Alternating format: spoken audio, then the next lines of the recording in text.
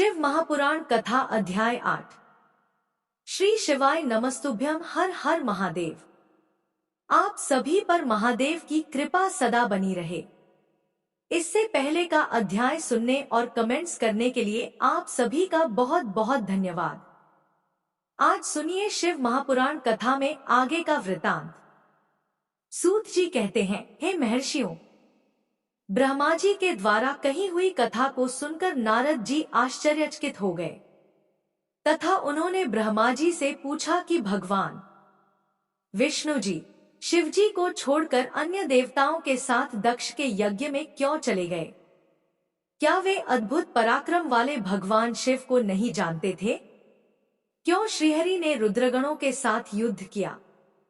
कृपया कर मेरे अंदर उठने वाले इन प्रश्नों के उत्तर देकर मेरी शंकाओं का समाधान कीजिए। ब्रह्मा जी ने नारद जी के प्रश्नों के उत्तर देते हुए बोले, हे मुनिश्रेष्ठ नारद, पूर्व काल में राजा क्षुभ की सहायता करने वाले श्रीहरि को दधीची मुनि ने शाप दे दिया था, इसलिए वे भूल गए और दक्ष के यज्ञ में चले गए। प्राचीन काल में दधीची मुनि महातेजस्वी राजा क्षुभ के मित्र थे, परंतु बाद में उन दोनों के बीच बहुत विवाद खड़ा हो गया। विवाद का कारण मुनि दधीची का 4 वर्णों ब्राह्मण, क्षत्रिय, वैश्य और शूद्र में ब्राह्मणों को श्रेष्ठ बताना था, परंतु राजा क्षुभ जो कि धन वैभव के अभिमान में डूबे हुए थे, वो इस बात से पूर्णतः असहमत थे। क्षुभ सभी वर्गों में राजा को ही श्रेष्ठ मानते थे। राजा को सर्वश्रेष्ठ और सर्ववेदमय माना जाता है। यह श्रुति भी कहती है, इसलिए ब्राह्मण से ज्यादा राजा श्रेष्ठ है। हे दधीची, आप मेरे लिए आदरणीय हैं। राजा क्षुभ के कथन को सुनकर दधीची को क्रोध आ गया। उन्होंने इसे अपना अपमान समझा और क्षुभ के सिर पर मुक्के का प्रहार कर दिया। दधीची के इस व्यवहार से मद में चूर क्षुभ को और अधिक क्रोध आ गया। उन्होंने वज्र से दधीची पर प्रहार कर दिया। वज्र से घायल हुए दधीची मुनि ने पृथ्वी पर गिरते हुए योगी शुक्राचार्य का स्मरण किया। शुक्राचार्य ने तुरंत आकर दधीची मुनि के शरीर को पूर्ववत कर दिया। शुक्राचार्य ने दधीची से कहा कि मैं तुम्हें महामृत्युंजय का मंत्र प्रदान करता हूँ।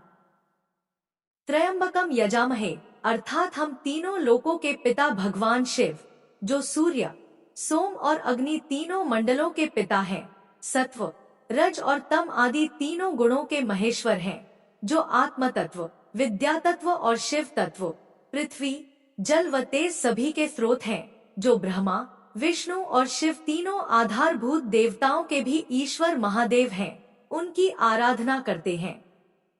सुगंधिम पुष्टिवर्धनम, अर्थात जिस प्रकार फूलों में खुशबू होती है, उसी प्रकार भगवान शिव भूतों में, गुणों में, सभी कार्यों में, इंद्रियों में, अन्य देवताओं में और अपने प्रिय गणों में क्षारभूत आत्मा के रूप में समाये हैं। उनकी सुगंध से ही सबकी ख्याति एवं प्रसिद्धि है। पुष्टिवर्धनम, अर्थात वे भगवान शिव ही प्रकृति का पोषण करते हैं। वे ही ब्रह्मा, विष्णु, मुनियों एवं सभी देवताओं का पोषण करते हैं। उर्वारुक में बंधनान मृत्यो मुक्षिया मामृतात, अर्थात जिस प्रकार खरबूजा पक जाने पर लता से टूटकर अलग हो जाता है, उसी प्रकार मैं भी मृत्यु रूपी बंधन से मुक्त होकर मोक्ष को प्राप्त करूं। हे रुद्रदेव, आपका स्वरूप अमृत के समान है। जो पुण्य कर्म, तपस्या, स्वाध्याय, योग और ध्यान से उनकी आराधना करता है, उसे नया जीवन प्राप्त होता है। भगवान शिव अपने भक्त को मृत्यु के बंधनों से मुक्त कर देते हैं और उसे मोक्ष प्रदान करते हैं। जैसे उर्वारुक अर्थात ककड़ी को उसकी बेल अपने बंधन में बांधे रखती है और पक जाने पर स्वयं ही उसे बंधन मुक्त कर देती है। यह महामृत्युंजय मंत्र संजीवनी मंत्र है। तुम नियम पूर्वक भगवान शिव का स्मरण करके इस मंत्र का जाप करो। इस मंत्र से अभिमंत्रित जल को पियो। इस मंत्र का जाप करने से मृत्यु का भय नहीं रहता। इसके विधिवत पूजन करने से भगवान शिव प्रसन्न होते हैं। वे सभी कार्यों की सिद्धि करते हैं तथा सभी बंधनों से मुक्त कर मोक्ष प्रदान करते हैं। ब्रह्मा जी बोले, नारद। दधीची मुनि को इस प्रकार उपदेश देकर शुक्राचार्य अपने निवास पर चले गए। उनकी बातों का दधीची मुनि पर बड़ा प्रभाव पड़ा और वे भगवान शिव का स्मरण कर उन्हें प्रसन्न करने के लिए तपस्या करने वन में चले गए। वन में उन्होंने प्रेम पूर्वक भगवान शिव का चिंतन करते हुए उनकी तपस्या आरंभ कर दी। दीर्घकाल तक वे महामृत्युंजय मंत्र का जाप करते रहे। उनकी इस निःस्वार्थ भक्ति से भक्तवत्सल भगवान शिव प्रसन्न होकर उनके सामने प्रकट हो गए।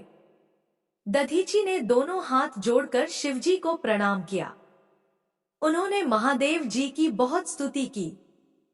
शिवजी ने कहा, मुनि श्रेष्ठ दधीची, मैं तुम्हारी इस उत्तम आराधना से बहुत प्रसन्न हुआ हूँ। तुम वर मांगो, मैं तुम्हें मनोवांछित वस्तु प्रदान करूंगा। यह सुनकर दधीची हाथ जोड़े नतमस्तक होकर कहने लगे, हे देवाधिदेव, करुणानिधान महादेव जी, अगर आप मुझ पर प्रसन्न हैं, तो कृपा कर मुझे 3 वर प्रदान करें। पहला यह कि मेरी अस्थियां वज्र के समान हो जाएं। दूसरा, कोई मेरा वध न कर सके, अर्थात मैं हमेशा अवध्य रहूं। और तीसरा कि मैं हमेशा अदीन रहूं, कभी दीन न हूं।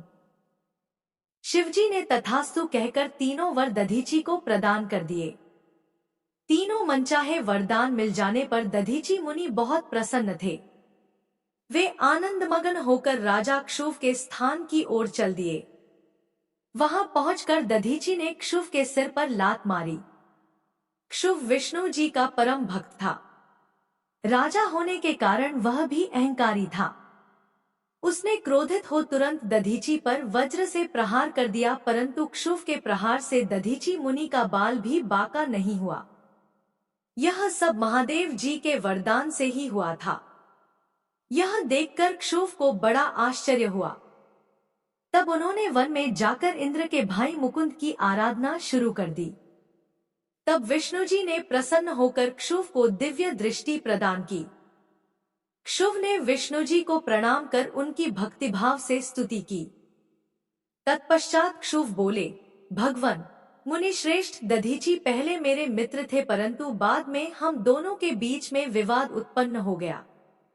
दधीची ने परम पूजनीय भगवान शिव की तपस्या महामृत्युंजय मंत्र से कर उन्हें प्रसन्न किया तथा अवध्य रहने का वरदान प्राप्त कर लिया। तब उन्होंने मेरी राजसभा में मेरे समस्त दरबारियों के बीच मेरा घोर अपमान किया। उन्होंने सबके सामने मेरे मस्तक पर अपने पैरों से आघात किया। साथ ही उन्होंने कहा कि मैं किसी से नहीं डरता। भगवान मुनि दधीची को बहुत घमंड हो गया है। ब्रह्मा जी बोले, नारद, जब श्रीहरि को इस बात का ज्ञान हुआ कि दधीची मुनि को महादेव जी द्वारा अवध्य होने का आशीर्वाद प्राप्त है, तो वे कहने लगे कि क्षुव महादेव जी के भक्तों को कभी भी किसी प्रकार का भी भय नहीं होता है। यदि मैं इस विषय में कुछ करूं तो दधीची को बुरा लगेगा और वे शाप भी दे सकते हैं। उन्हीं दधीची के शाप से दक्ष यज्ञ में मेरी शिवजी से पराजय हो गई।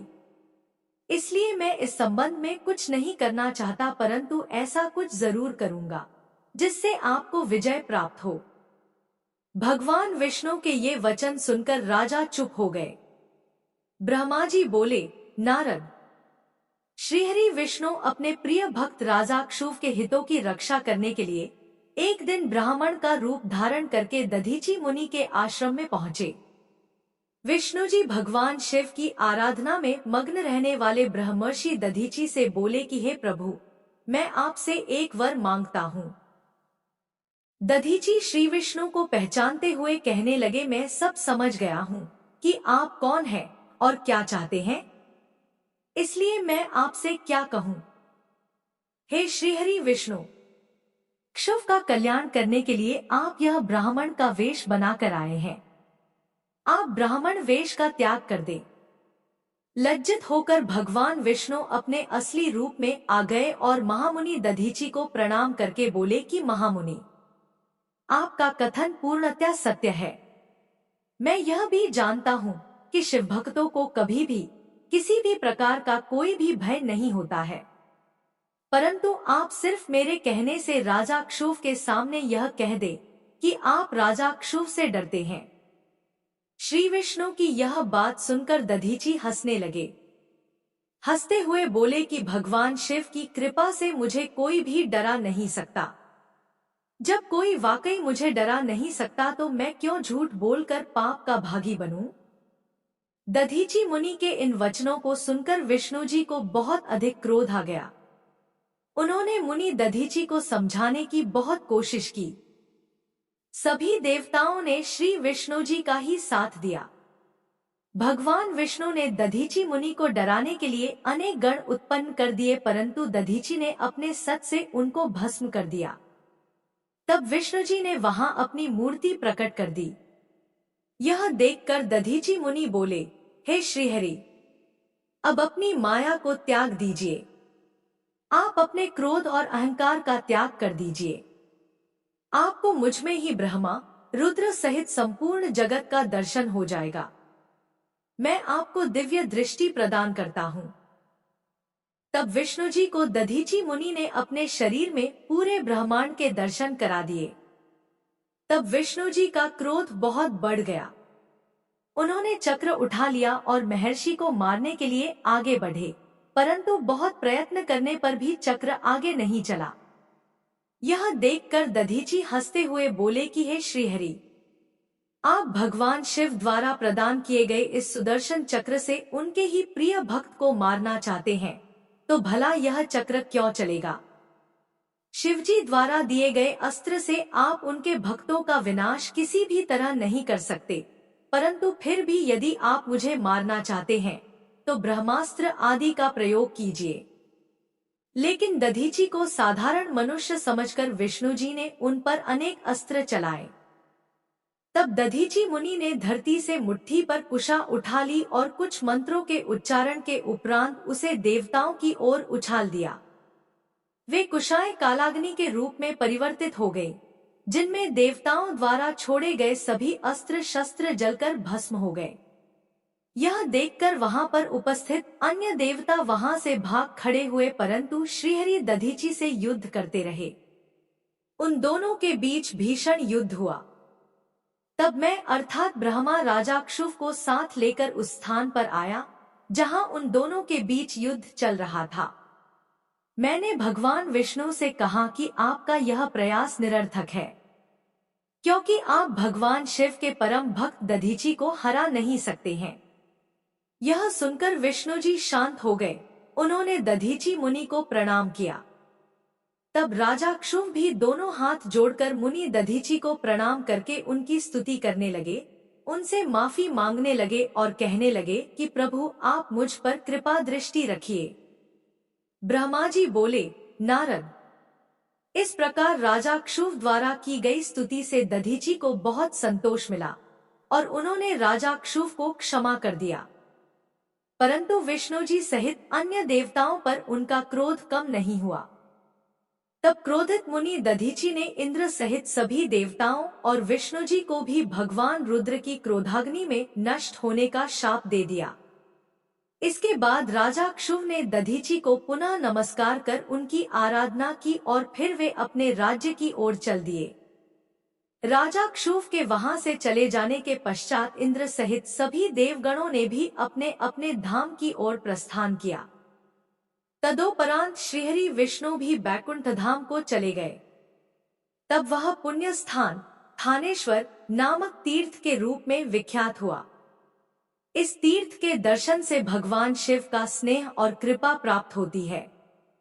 हे नारद, इस प्रकार मैंने तुम्हें यह पूरी अमृत कथा का वर्णन सुनाया। जो मनुष्य क्षुभ और दधीची के विवाद से संबंधित इस प्रसंग को प्रतिदिन सुनता है, वह अपमृत्यु को जीत लेता है तथा मरने के बाद सीधा स्वर्ग को जाता है। इसका पाठ करने से युद्ध में मृत्यु का भय दूर हो जाता है तथा निश्चित रूप से विजयश्री की प्राप्ति होती है।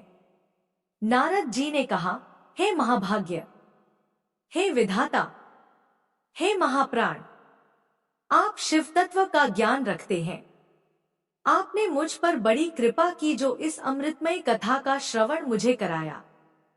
मैं आपका बहुत बहुत धन्यवाद करता हूँ। हे प्रभु, अब मुझे यह बताइए कि जब वीरभद्र ने दक्ष के यज्ञ का विनाश कर दिया और उनका वध करके कैलाश पर्वत को चले गए तब क्या हुआ? ब्रह्मा जी बोले, हे मुनिश्रेष्ठ नारद, जब भगवान शिव द्वारा भेजी गई उनकी विशाल सेना ने यज्ञ में उपस्थित सभी देवताओं और ऋषियों को पराजित कर दिया और उन्हें पीट पीट कर वहां से भाग जाने को मजबूर कर दिया, तो वे सभी वहां से भागकर मेरे पास आ गए। उन्होंने मुझे प्रणाम करके मेरी स्तुति की तथा वहां का सारा वृत्तांत मुझे सुनाया। तब अपने पुत्र दक्ष की मुझे बहुत चिंता होने लगी और मेरा दिल पुत्र शोक के कारण व्यथित हो गया। तत्पश्चात मैंने श्रीहरि का स्मरण किया और अन्य देवताओं और ऋषि मुनियों को साथ लेकर बैकुंठलोक गया। वहां उन्हें नमस्कार करके हम सभी ने उनकी भक्तिभाव से स्तुति की। तब मैंने श्रीहरि से विनम्रता से प्रार्थना की कि भगवान आप कुछ ऐसा करें जिससे हम सभी का दुख कम हो जाए। देवेश्वर आप कुछ ऐसा करें जिससे वह यज्ञ पूरा हो जाए तथा उसके यजमान दक्ष पुनः जीवित हो जाए। अन्य सभी देवता और ऋषि मुनि भी पूर्व की भांति सुखी हो जाए।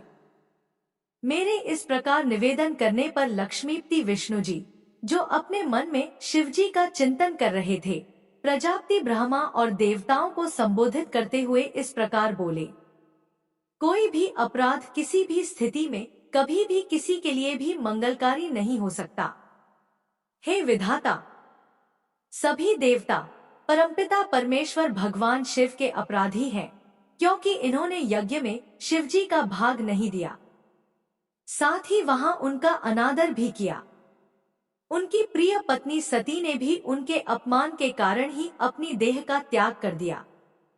उनका वियोग होने के कारण भगवान अत्यंत रुष्ट हो गए हैं। तुम सभी को शीघ्र ही उनके पास जाकर उनसे क्षमा मांगनी चाहिए। भगवान शिव के पैर पकड़कर उनकी स्तुति करके उन्हें प्रसन्न करो, क्योंकि उनके कुपित होने से संपूर्ण जगत का विनाश हो सकता है। दक्ष ने शिवजी के लिए अपशब्द कहकर उनके हृदय को विदीर्ण कर दिया है, इसलिए उनसे अपने अपराधों के लिए क्षमा मांगो। उन्हें शांत करने का यही सर्वोत्तम उपाय है। वे भक्तवत्सल हैं। यदि आप लोग चाहें तो मैं भी आपके साथ चलकर उनसे क्षमा याचना करूंगा। ऐसा कहकर भगवान श्रीहरि, मैं और अन्य देवता एवं ऋषि मुनि आदि कैलाश पर्वत की ओर चल दिए। कैलाश पर्वत बहुत ही ऊंचा और विशाल है। उसके पास में ही शिवजी के मित्र कुबेर का निवास स्थल अलकापुरी है। अलकापुरी महादिव्य एवं रमणीय है। वहां चारों ओर सुगंध फैली हुई थी। अनेक प्रकार के पेड़ पौधे शोभा पा रहे थे। उसी के बाहरी भाग में परम पावन नंदा और अलकनंदा नामक नदियां बहती हैं। इनका दर्शन करने से मनुष्य को सभी पापों से मुक्ति मिल जाती है। हम लोग अलकापुरी से आगे उस विशाल वट वृक्ष के पास पहुँचे, जहाँ दिव्य योगियों द्वारा पूजित भगवान शिव विराजमान थे। वह वट वृक्ष 100 योजन ऊंचा था तथा उसकी अनेक शाखाएं 75 योजन तक फैली हुई थी। वह परम पावन तीर्थ स्थल है। वहां भगवान शिव अपनी योगाराधना करते हैं।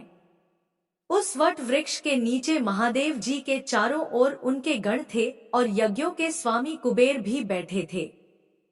तब उनके निकट पहुंचकर विष्णु आदि समस्त देवताओं ने अनेकों बार नमस्कार कर उनकी स्तुति की। उस समय शिवजी ने अपने शरीर पर भस्म लगा रखी थी और वे कुशासन पर बैठे थे और वहां उपस्थित गणों को ज्ञान का उपदेश दे रहे थे। उन्होंने अपना बायां पैर अपनी दाईं जांघ पर रखा था और बाएं हाथ को बाएं पैर पर रख रखा था। उनके दाएं हाथ में रुद्राक्ष की माला थी। भगवान शिव के साक्षात रूप का दर्शन कर विष्णु जी और सभी देवताओं ने दोनों हाथ जोड़कर और अपने मस्तक को झुकाकर दयासागर परमेश्वर शिव से क्षमा याचना की और कहा कि हे प्रभु, आपकी कृपा के बिना हम नष्ट भ्रष्ट हो गए हैं। अतः प्रभु आप हम सबकी रक्षा करें।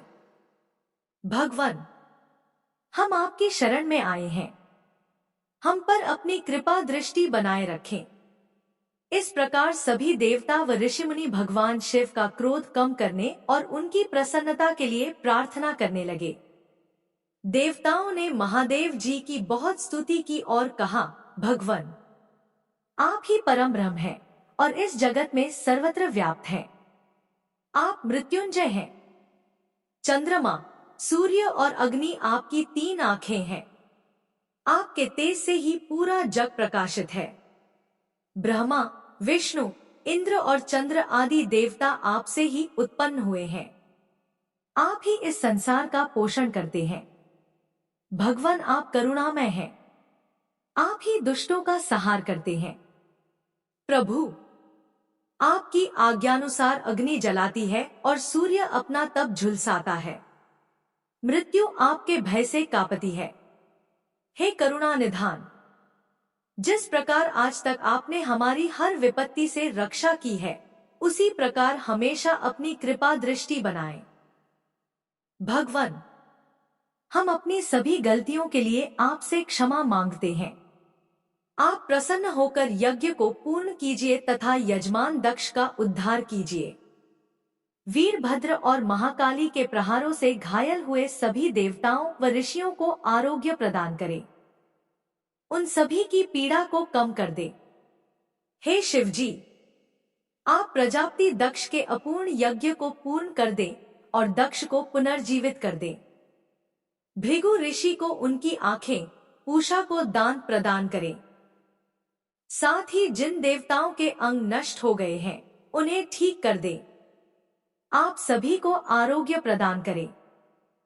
हम आपको यज्ञ में भाग देंगे। ऐसा कहकर हम सभी देवता त्रिलोकीनाथ महादेव के चरणों में लेट गए। पूरा हमारी स्तुति और अनन्य विनय से भक्तवत्सल भगवान शिव प्रसन्न हो गए। शिवजी बोले, हे ब्रह्मा, श्रीहरि विष्णु, आपकी बातों को मैं हमेशा मानता हूँ, इसलिए आपकी प्रार्थना को मैं नहीं टाल सकता, परंतु मैं यह बताना चाहता हूँ कि दक्ष के यज्ञ का विध्वंस मैंने नहीं किया है। उसके यज्ञ का विध्वंस इसलिए हुआ क्योंकि वह हमेशा दूसरों का बुरा चाहता है, उनसे द्वेष रखता है। परंतु जो दूसरों का बुरा चाहता है उसका ही बुरा होता है।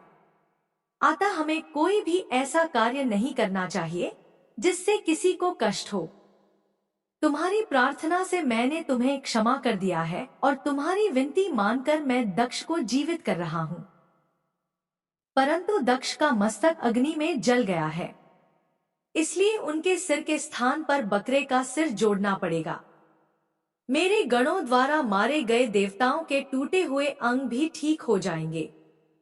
यह कहकर वेदों के अनुसरण करता परम दयालु भगवान शंकर चुप हो गए। तत्पश्चात मैंने और विष्णु जी सहित सभी देवताओं ने भगवान शिव का धन्यवाद किया। फिर देवर्षियों सहित शिवजी को उस यज्ञ में आने के लिए आमंत्रित कर हम लोग यज्ञ के स्थान पर गए जहां दक्ष ने अपना यज्ञ आरंभ किया था। उस कनखल नामक यज्ञ क्षेत्र में शिवजी भी पधारे। तब उन्होंने वीरभद्र द्वारा किए गए उस विध्वंस को देखा।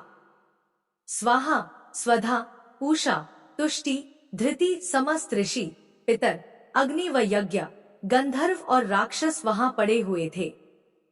कितने ही लोग अपने प्राणों से हाथ धो चुके थे। तब भगवान शिव ने अपने परम पराक्रमी सेनापति वीरभद्र का स्मरण किया। याद करते ही वीरभद्र तुरंत वहां प्रकट हो गए और उन्होंने भगवान शिव को नमस्कार किया।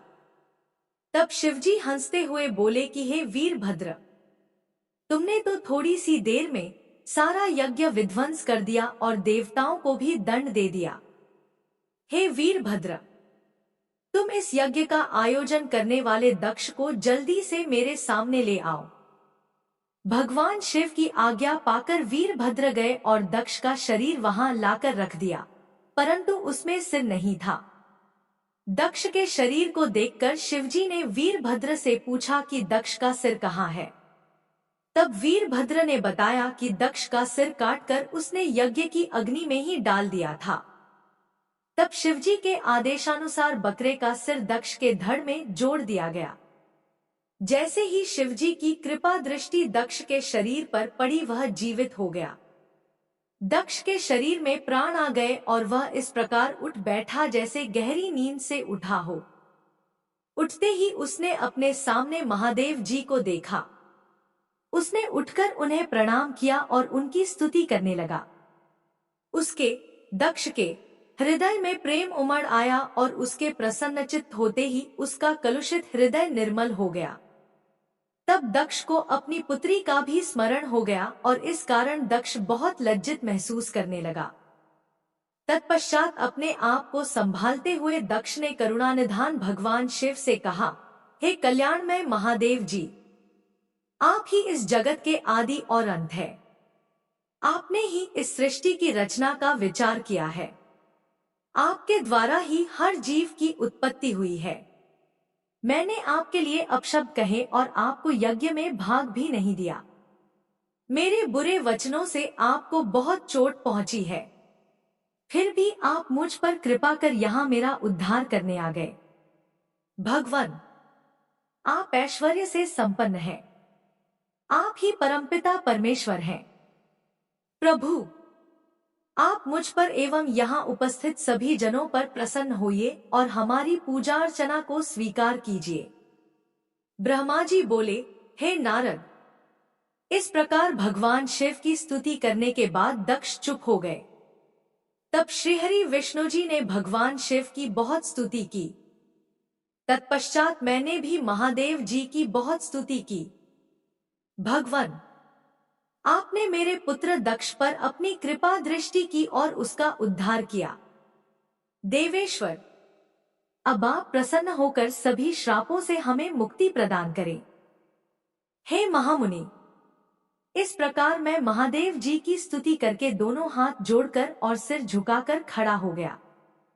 हम सभी देवगणों की स्तुति सुनकर भगवान शिव प्रसन्न हो गए और उनका मुख खिल उठा। तब वहां उपस्थित इंद्र सहित अनेक सिद्धों, ऋषियों और प्रजापतियों ने भी भक्तवत्सल करुणानिधान भगवान शिव की अनेकों बार स्तुति की। यज्ञशाला में उपस्थित अनेक उपदेवों, नागों तथा ब्राह्मणों ने भगवान शिव को प्रणाम किया और उनका प्रसन्न मन से स्तवन किया। इस प्रकार सभी देवों के मुख से अपना स्तवन सुनकर भगवान शिव को बहुत संतोष प्राप्त हुआ। ब्रह्मा जी कहते हैं, हे नारद मुनि, इस प्रकार श्रीहरि मेरे देवताओं और ऋषि मुनियों की स्तुति से भगवान शंकर बहुत प्रसन्न हुए। वे हम सबको कृपा दृष्टि से देखते हुए बोले, प्रजापति दक्ष, मैं तुम सभी पर प्रसन्न हूं। मेरा अस्तित्व सबसे अलग है। मैं स्वतंत्र ईश्वर हूं। फिर भी मैं सदैव अपने भक्तों के अधीन ही रहता हूं। 4 प्रकार के पुण्यात्मा मनुष्य ही मेरा भजन करते हैं। उनमें पहला आर्त, दूसरा जिज्ञासु, तीसरा अर्थार्थी और चौथा ज्ञानी है। परंतु ज्ञानी को ही मेरा खास सानिध्य प्राप्त होता है। उसे मेरा ही स्वरूप माना जाता है। वेदों को जानने वाले परम ज्ञानी ही मेरे स्वरूप को जानकर मुझे समझ सकते हैं। जो मनुष्य कर्मों के अधीन रहते हैं, वे मेरे स्वरूप को नहीं पा सकते। इसलिए तुम ज्ञान को जानकर शुद्ध हृदय एवं बुद्धि से मेरा स्मरण कर उत्तम कर्म करो। हे दक्ष, मैं ही ब्रह्मा और विष्णु का रक्षक हूं। मैं ही आत्मा हूं। मैंने ही इस संसार की सृष्टि की है। मैं ही संसार का पालन करता हूं। मैं ही दुष्टों का नाश करने के लिए संहारक बन उनका विनाश करता हूं। बुद्धिहीन मनुष्य जो कि सदैव सांसारिक बंधनों और मोहमाया में फंसे रहते हैं, कभी भी मेरा साक्षात्कार नहीं कर सकते। मेरे भक्त सदैव मेरे ही स्वरूप का चिंतन और ध्यान करते हैं। हम तीनों अर्थात ब्रह्मा, विष्णु और रुद्रदेव एक ही हैं। जो मनुष्य हमें अलग न मानकर हमारा एक ही स्वरूप मानता है, उसे सुख शांति और समृद्धि की प्राप्ति होती है। परंतु जो अज्ञानी मनुष्य हम तीनों को अलग अलग मानकर हमें भेदभाव करते हैं, वे नरक के भागी होते हैं। हे प्रजापति दक्ष, यदि कोई श्रीहरि का परम भक्त मेरी निंदा या आलोचना करेगा या मेरा भक्त होकर ब्रह्मा और विष्णु का अपमान करेगा, उसे निश्चय ही मेरे कोप का भागी होना पड़ेगा। तुम्हें दिए गए सभी शाप उसको लग जाएंगे। भगवान शिव के इन वचनों को सुनकर सभी देवताओं, ऋषि मुनियों तथा श्रेष्ठ विद्वानों को हर्ष हुआ तथा दक्ष भी प्रभु की आज्ञा मानकर अपने परिवार सहित शिवजी की भक्ति में मग्न हो गया। सब देवता भी महादेव जी का ही गुणगान करने लगे। वे शिव भक्ति में लीन हो गए और उनके भजनों को गाने लगे। इस प्रकार जिसने जिस प्रकार से भगवान शिव की स्तुति और आराधना की, भगवान शिव ने प्रसन्नतापूर्वक उसे ऐसा ही वरदान प्रदान दिया। तत्पश्चात भक्तवत्सल भगवान शंकर जी से आज्ञा लेकर प्रजापति दक्ष ने अपना यज्ञ पुनः आरंभ किया। उस यज्ञ में उन्होंने सर्वप्रथम शिवजी का भाग दिया। सब देवताओं को भी उचित भाग दिया गया। यज्ञ में उपस्थित सभी ब्राह्मणों को दक्ष ने सामर्थ्य के अनुसार दान दिया। महादेव जी का गुणगान करते हुए दक्ष ने यज्ञ के सभी कर्मों को भक्तिपूर्वक संपन्न किया। इस प्रकार सभी देवताओं, मुनियों और ऋत्विजों के सहयोग से दक्ष का यज्ञ सानंद संपन्न हुआ। तत्पश्चात सभी देवताओं और ऋषि मुनियों ने महादेव जी के यश का गान किया और अपने अपने निवास की ओर चले गए। वहां उपस्थित अन्य लोगों ने भी शिवजी से आज्ञा मांगकर वहां से प्रस्थान किया। तब मैं और विष्णु जी भी शिव वंदना करते हुए अपने अपने लोक को चल दिए। दक्ष ने करुणानिधान भगवान शिव की अनेकों बार स्तुति की और शिवजी को बहुत सम्मान दिया। तब वे भी प्रसन्न होकर अपने गणों को साथ लेकर कैलाश पर्वत पर चल दिए। कैलाश पर्वत पर पहुंचकर शिवजी को अपनी प्रिय पत्नी देवी सती की याद आने लगी।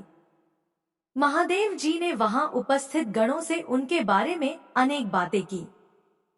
वे उनको याद करके व्याकुल हो गए। हे नारद, मैंने तुम्हें सती के परम अद्भुत और दिव्य चरित्र का वर्णन सुनाया। यह कथा भोग और मोक्ष प्रदान करने वाली है। यह उत्तम वृत्तांत सभी कामनाओं को अवश्य पूरा करता है। इस प्रकार इस चरित्र को पढ़ने व सुनने वाला ज्ञानी मनुष्य पापों से मुक्त हो जाता है। उसे यश, स्वर्ग और आयु की प्राप्ति होती है। जो मनुष्य भक्तिभाव से इस कथा को पढ़ता है, उसे अपने सभी सत्कर्मों के फलों की प्राप्ति होती है। नारद जी ने पूछा, हे पितामह, अपने पिता दक्ष के यज्ञ में अपने शरीर का त्याग करने के बाद जगदम्बा सती देवी कैसे हिमालय की पुत्री के रूप में जन्मी? उन्होंने किस प्रकार महादेव जी को पुनः पति रूप में प्राप्त किया? हे प्रभु, मुझ पर कृपा कर मेरे इन प्रश्नों के उत्तर देकर मेरी जिज्ञासा शांत कीजिए। ब्रह्मा जी उत्तर देते हुए बोले, हे मुनिश्रेष्ठ नारद, उत्तर दिशा की ओर हिमवान नामक विशाल पर्वत है। यह पर्वत तेजस्वी और समृद्ध है तथा दो रूपों में प्रसिद्ध है, पहला स्थावर और दूसरा जंगम। उस पर्वत पर रत्नों की खान है। इस पर्वत के पूर्वी और पश्चिमी भाग समुद्र से लगे हुए हैं। हिमवान पर्वत पर अनेक प्रकार के जीव जंतु निर्भय होकर निवास करते हैं। हिम के विशाल भंडार पर्वत की शोभा बढ़ाते हैं। अनेक देवता, ऋषि मुनि और सिद्ध पुरुष उस पर्वत पर निवास करते हैं। हिमवान पर्वत पवित्र और पावन है। अनेक ज्ञानियों और साधु संतों की तपस्या इस स्थान पर सफल हुई है। भगवान शिव को यह पर्वत अत्यंत प्रिय है क्योंकि इस पर प्रकृति का हर रंग देखने को मिलता है। एक बार की बात है, गिरिवर हिमवान ने अपने कुल की परंपरा को आगे बढ़ाने तथा धर्म की वृद्धि कर अपने पितरों को संतुष्ट करने के लिए विवाह करने के विषय में सोचा। जब हिमवान ने विवाह करने का पूरा मन बना लिया, तब वे देवताओं के पास गए और उन देवताओं से बड़े संकोच के साथ अपने विवाह करने की इच्छा बताई। तब देवता प्रसन्न होकर अपने पितरों के पास गए और प्रणाम कर एक ओर खड़े हो गए। तब पितरों ने देवताओं के आने का कारण पूछा। इस पर देवताओं ने कहा, हे पितरों, आपकी सबसे बड़ी पुत्री मैना मंगल स्वरूपिणी है। आप मैना का विवाह गिरिराज हिमवान से कर दे। इस विवाह से सभी को लाभ होगा। सबका मंगल होगा तथा साथ ही हमारे कुल में जन्मी इन कन्याओं में से कम एक तो शाप मुक्त हो जाएगी। तब पितरों ने थोड़ा विचार करने के बाद इस विवाह की स्वीकृति प्रदान कर दी। पितरों ने प्रसन्नतापूर्वक बहुत बड़ा उत्सव रचाया और अपनी पुत्री मैना के साथ हिमवान का विवाह कर दिया। विवाह उत्सव में श्रीहरि विष्णु सहित सभी देवी देवता सम्मिलित हुए थे। विवाहोपरांत सभी देवता प्रसन्नतापूर्वक अपने अपने लोक को चले गए। हिमवान भी मैना के साथ अपने लोक को प्रस्थान कर गए। आगे का वृतांत सुनिएगा अगले अध्याय में। धन्यवाद।